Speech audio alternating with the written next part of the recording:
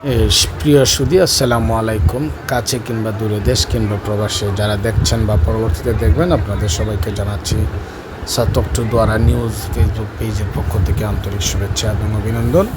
প্রিয় সুধী, আমাদের ধারাবাহিক প্রতিবেদনে আজকে আপনারা ইতিমধ্যে যে ভিডিওটি দেখতে পাচ্ছেন সেটি হচ্ছে সিলেট শহরের রিকাবি বাজার পয়েন্টে চুরিসহ একজন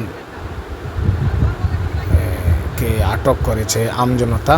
আপনারা ইতিমধ্যে দেখতে পাচ্ছেন তাকে কিভাবে আটকানো হয়েছে। অনেকে বলছেন প্রশাসনের হাতে তুলে দেওয়ার জন্য, কিন্তু সাধারণ জনগণ তাকে জিজ্ঞাসাবাদ করছেন যে তার মাস্ক পরিহিত ছিল এবং তার কাছে চুরিটা পাওয়া গেছে। এখন সাধারণ মানুষ তাকে জিজ্ঞেস করতেছে, বারবারই একটা কথা জিজ্ঞেস করতেছে যে তোমার কাছে চুরি কেন, এবং উৎসুক জনতা তাকে অনেক কিছু জিজ্ঞাসাবাদ করছে, কিন্তু সে কোনো কিছুর জবাব দিচ্ছে না। এখন সম্ভবত তারা আইনশৃঙ্খলা বাহিনীর সাথে যোগাযোগ করেছেন। ইতিমধ্যে আইনশৃঙ্খলা বাহিনী এখনও এসে পৌঁছায়নি।